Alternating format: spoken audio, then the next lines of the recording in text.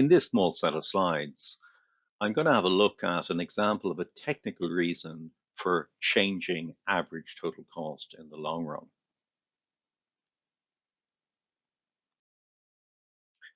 So average total cost in the long run is said to be U-shaped because initially scale economies, economies of scale, advantages of getting bigger, I suppose, force costs down.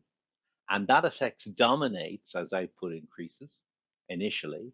And then you get scale diseconomies or disadvantages of being bigger that force costs up and they dominate as output goes higher and higher.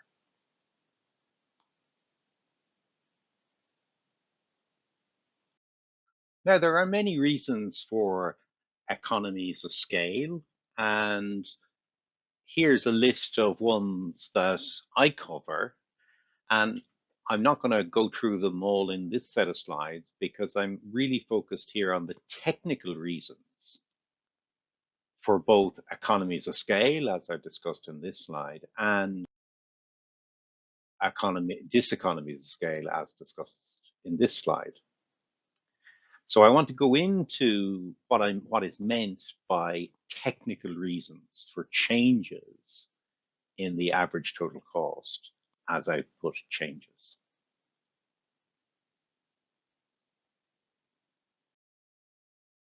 These technical reasons for economies or diseconomies of scale are any reason to do with the nature of the production process, the transformation of inputs into outputs that occurs in different firms that mean that a different scale of production would change average costs.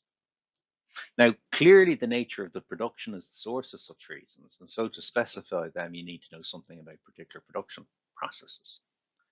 As there are many different production processes, there are many different technical reasons for average total cost to change at different levels of output.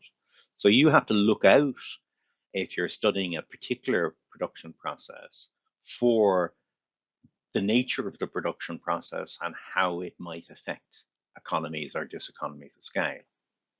However, as an example, we can have a look at an element that occurs in many production processes. Many production processes involve using cylinders. So I have a picture on the upper left of this slide, which shows wine fermenting in barrels. And of course, there's cylindrical barrels. And of course, brewing would involve the same. If you ever have to store materials like liquids, maybe water collecting in a water butt in your garden, you're using cylinders in a production process of sorts. And of course, if you ever have chemicals that need to take a time to, liquid chemicals that take time to react with each other, you might end up using barrels or cylindrical containers. And another kind of area that you might find cylinders in production processes would be in pipes. Pipes, of course, are cylinders, and they're used in all sorts of production processes. And when you're transporting gases and liquids, you often end up doing that in cylinders, like I show in the upper right-hand picture. So, I'm sure you could think of more production processes where cylinders would be used, but what I can certainly stand over is the claim that cylinders are important in many production processes. So in this slide, I have a kind of abstract drawing of cylinders of the type that are used in pipes and many production processes. And I just want to note two kind of features of a cylinder. One, that a cylinder will have height. I'm going to refer to that as H. And another feature I want to know about, a note about the cylinder, is that a cylinder will have a radius, which is the distance from the center of the top of the cylinder to the top edge of the cylinder. That's the radius of a cylinder. So that's a very kind of simple and simplified and abstract picture of a cylinder that's useful for what we're going to talk about in the next slide. Because for most production processes involving cylinders, output from the production process is influenced by the volume of the cylinders, whereas the costs will be related to the area of the material used to create the wall of the cylinders. In other words, if you're using a pipe in your production process, what matters for your output is the volume of material that you can push through that pipe, whereas the cost of the pipe will be related to the amount of material that you need to build the pipe to kind of create the wall that forms the circle of the pipe, if you like. And from mathematics, we know that a cylinder's volume will be pi times r squared h, where pi is the universal constant equal to about 3.14, and r is the radius we discussed above. Squaring that obviously is the 2 involved in the formula there, and height then is the height of the cylinder.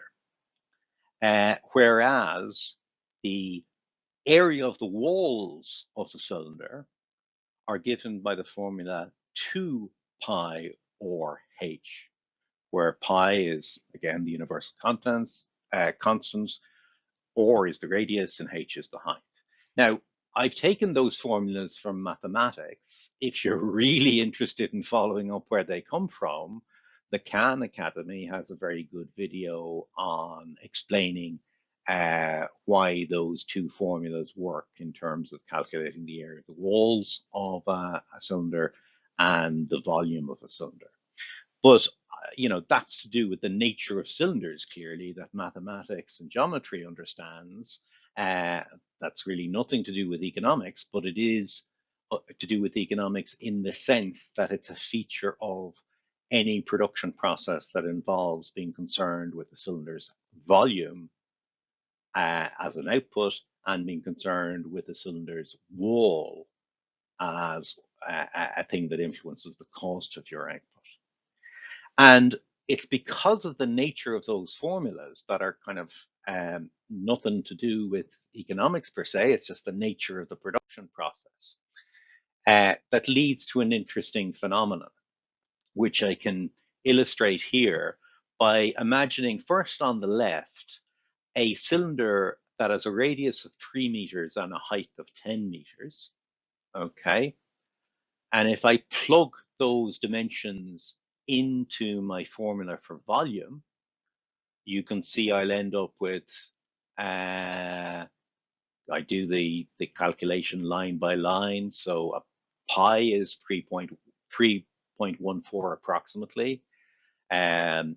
Or is 3 meters. So to get r square, I multiply 3 meters by 3 meters. And the height is 10 meters, so I multiply it by 10. The star, the asterisk is the sign I'm using for multiplication. And I work that out with my calculator, and that equals 282.6 cubic meters. That's the amount of volume that I'd get in a cylinder of 3 meters height, or sorry, 10 meters height and 3 meters radius.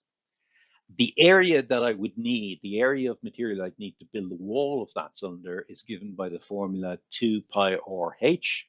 So 2 is 2. Pi is again 3.14 approximately. R is the 3 meters of the radius that I specified at the start. And the height again is 10 meters. And boiling all that down, or rather multiplying all of that together, I get that the area of the walls in that case would be 188.4 meters squared. Okay, so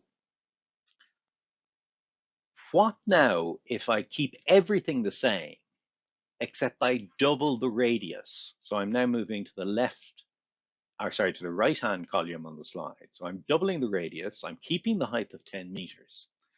Let's work out the volume by the same process again. Okay, so plugging in the numbers.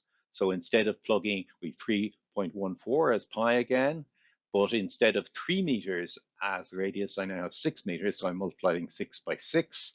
I'm keeping the height of 10 meters, so I'd keep that the same.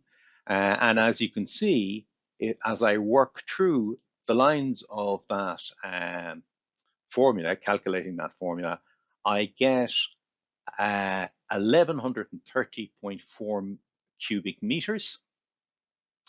And actually, if you divide the volume that I had on the left-hand side to 82.6 cubic meters, if I divide that into 1130.4 cubic meters, I've actually quadrupled the volume by doubling the radius there. But what about, and of course, I'm very interested in that because the volume is to do with the output. So I've quadrupled the volume just by doubling the radius. Now, how about my costs? Well, there's all sorts of costs going on here. But the cost, one of the elements of cost is the area of material I'm using for the wall of the cylinder. And to get that, what I do is I use my formula as I did on the left-hand panel, and I do 2 pi or h. So 2 remains 2, pi is 3.14 approximately, as always. And then instead of or being 3, I now have to write or as 6 meters, because you remember I've doubled it, and the height remains at 10. And so I multiply all that together. And what do I get? I get 376.8 meters squared. And this, in other words, shows that by doubling the radius of the cylinder, I have doubled the area of material I need for the walls of the cylinder. Because you can see that 376.8 square meters is twice 188.4 meters squared on the left-hand panel. So I've doubled the area of the walls by the same change that quadrupled the volume of the cylinder.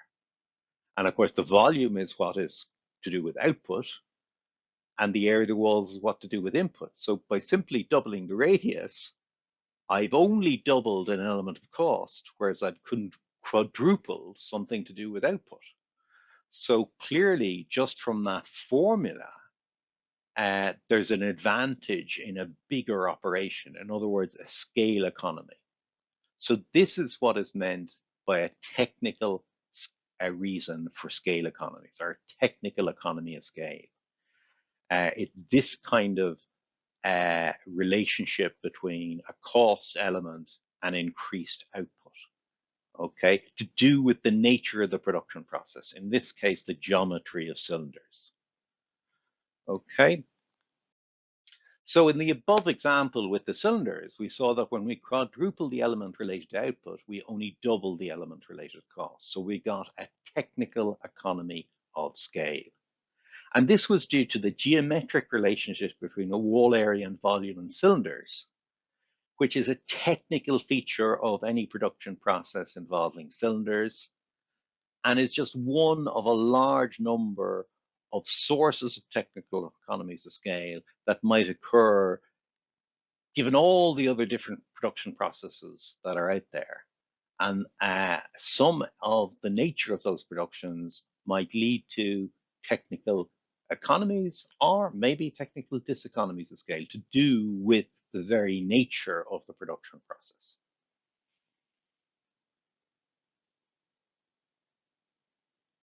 Technical reasons for scale economies or diseconomies don't always involve cylinders or even formulae. But now that you know what they are, you can be on the lookout for them in the production processes of the firms you're familiar with. And I'm sure you can spot many of them in different production processes that are to do with the nature of the production process itself, rather than any other kind of reasons given for economies and diseconomies of scale. So thanks very much for listening to this slide set.